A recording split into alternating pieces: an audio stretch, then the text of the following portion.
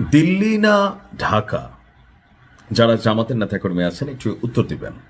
আমার ধারণা অধিকাংশ মানুষই লিখবেন ঢাকা ঢাকা, কিন্তু দিল্লিকে ছাড়া কি ঢাকা হয়? না, দিল্লিকে ছাড়া ঢাকা হয় না। কারণ ঢাকার তিন পাশ ঘিরে, অর্থাৎ বাংলাদেশের তিন পাশে যখন ভারতেরই বসবাস, সো ভারতকে ডিঙিয়ে বাংলাদেশ ভালো থাকতে পারবে না, আবার বাংলাদেশকে চোখ রাঙিয়ে ভারতও ভালো থাকতে পারবে না। আপনি নিশ্চয়ই একটু অবাক হচ্ছেন হঠাৎ করে কেন জামাতের আমির ডাক্তার শফিক সাহেব তিনি এই ঘোষণা দিলেন যে ক্ষমতায় গেলে ভারতের সঙ্গে সুসম্পর্ক গড়ে তোলা হবে।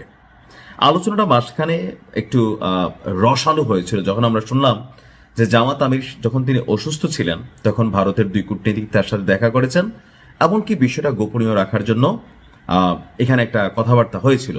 সো স্পষ্ট জিনিস কেন গোপনীয় হবে এ নিয়ে অনেক আলোচনা সমালোচনা মাঝখানে ছিল।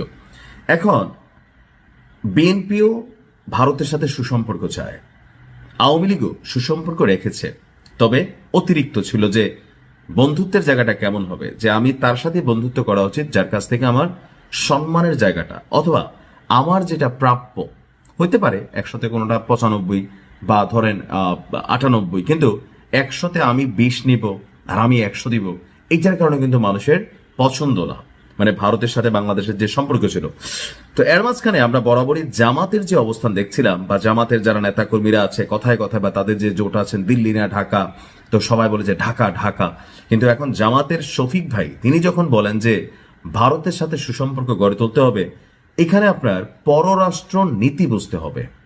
এখন আমরা যারা আমজনতা আছি ছোট্ট উদাহরণ দিলে বুঝবেন, যেমন ফুটবলার লিওনেল মেসি অথবা রোনালদো অথবা আপনার পছন্দের যে কোনো খেলোয়াড়, তারা যখন বিদেশের মাটিতে বসে কোনো একটা ম্যাচ খেলে, আমরা চা দোকানে বসে আরে ধুর বেটা, হ্যাঁ 5টা দেওয়ার কথা ছিল ডাইনে দিয়ে দিছি পামে, আমাদের মধ্যে মনে হয় যে আমরা মেসির গুরু এখানে চা দোকানে বৈশা বৈশা চা খাচ্ছে আর খেলা শিখাচ্ছে। ধুর বেটা, খেলাটা কিটা খেললো, খেলতেই পারে না, আছে না আছে। ক্রিকেটারদের নিয়েও আমরা কিন্তু এই ধরনের আলোচনা করি, কিন্তু যিনি মাঠে খেলেন, যিনি চেয়ারে বসেন, তার বিষয়টা আলাদা। আপনাদেরকে একটু সহজ করে দিচ্ছি। আমাদের এখন এই মুহূর্তে যে ধর্ম উপদেষ্টা আছে খালেদ ভাই, হেফাজত ইসলামের সম্ভবত, তিনি কয়েক মাস আগে মদের লাইসেন্স দেওয়া নিয়ে তিনি একটা কথা বলছিলেন যে আপনি যদি 20-12 হজ করে আসেন, আপনি যত বড় ধর্মমন্ত্রী হন, স্বরাষ্ট্রমন্ত্রী হন, যত 5 ওয়াক্ত নামাজি পরহেজগার, কিন্তু আপনি যখন এই চেয়ারে বসবেন আপনাকে মদের লাইসেন্স দিতে হবে। এই মদ বেচা বা বাংলাদেশে মদ যে আসতেছে এগুলোর থেকে যে টাকা বের হয় ওই টাকাই আপনার আমার মসজিদের জন্য ফান্ড হিসেবে যায়, কারণ এটা থেকে ট্যাক্স আসে, রাজস্ব আসে। তা আমারই কথাগুলা বলার মেইন কারণ যেটা হচ্ছে, আমরা যারা আমজনতা আছি, সাপোর্টার আছি বা দলগুলোকে সাপোর্ট করি, হ্যাঁ, তো আমরা যতটা সোজা মনে করি বা আমরা মনে করি যে ভারত বাদ দিয়ে বাংলাদেশ আমরা এই করে ফেলবো, অথবা যে কোনো একটা দেশের সাথে, বিশেষ করে যখন আপনার প্রতিবেশী, আপনি চাইলেই বদলাইতে পারবেন না, তাই না? এটা তো কোনো ফ্ল্যাট না যে অন্য একটা জায়গায় গিয়ে ফ্ল্যাট কিনে ফেললাম। কিন্তু প্রতিবেশী রাষ্ট্রকে আপনাকে হজম করতে হবে, তাদের সাথে সুসম্পর্ক গড়ে তুলতে হবে। তবে ওই যে ভিডিওর প্রথমে বললাম, সম্পর্কের মানে এমন না আমি খালি দেবো ভাই আর তুমি খালি নিবা, বর্ডারে মানুষ মারবে আর আমরা বলবো যে আমাদের তারা গরু সুর। এই বিষয়গুলো নিয়ে আমাদের অলওয়েজ আপত্তি। যারা আমার ভিডিও দেখেন, আমি সবসময় এই নীতিটারই বিরোধিতা করি যে প্রতিবেশী আমরা ভালো সম্পর্ক তৈরি করবো, আমরা সব ঠিক আছে, কিন্তু সীমান্তে যদি কোনো হত্যাকাণ্ড হয় সেটার বিরুদ্ধে বাংলাদেশকে কথা বলতে হবে। আমাদের যারা রাজনৈতিক ক্ষমতা থাকবেন তাদেরকে এটার জবাবদিহিতা চাইতে হবে ভারতের কাছে, যে কেন ভারতের সাথে সুসম্পর্ক এখানের চেয়ারে যেই বসবে, এবার এনসিপির যদি নাহিদ ইসলামও বসে 3 দিন পরে সেও ভারতকে বলতে হবে যে দাদা আপনার সাথে ভালো সম্পর্ক রাখতে চাই।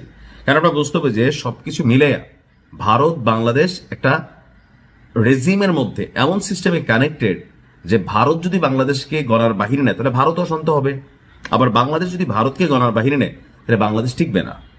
সো এখানে এভরি পলিটিশিয়ান তারা আসলে ভারতের সাথে সুসম্পর্ক গড়ে তুলতে হবে। আর জামাত ইসলামের কাছ থেকে, যেহেতু ভারতের একটা জামাত ফোবিয়া আছে, জামাত নিয়ে ভীতি আছে, ভারত এখনো মনে করে যে জনাব তারেক রহমান তিনি যদি দেশ নেতা হন তাহলে ভারতের সাথে সম্পর্কের জায়গাটা আরো পজিটিভ হবে। এটা কিন্তু ভারতের প্রধানমন্ত্রী নরেন্দ্র মোদী বেগম খালেদা জিয়া মারা যাওয়ার পর চিঠিতে লিখছিলেন। তো সেই জায়গায় ভারতের একটা মৌন, গৌণ না হোক মৌন, মানে অল্প পরিমাণ ভালো লাগা কিন্তু থাকতে হবে যে এখানে ক্ষমতায় কে বসতেছে, কজ ইন্টারন্যাশনাল এখানে খেলা চলে। তো সেই জায়গা থেকে জামাত যেটা ভারতকে মেকশিওর করতে চাচ্ছে যে জামাত নিয়ে, যে জামাত ক্ষমতায় আসলে রিস্ক বা প্লাস মাইনাস যে চিন্তা ভাবনা, এগুলা ভুল। জামাত ক্ষমতায় আসলেও কোনো রকম নেগেটিভ কিছু হবে না। ভালো থাকুন। আসসালামু আলাইকুম।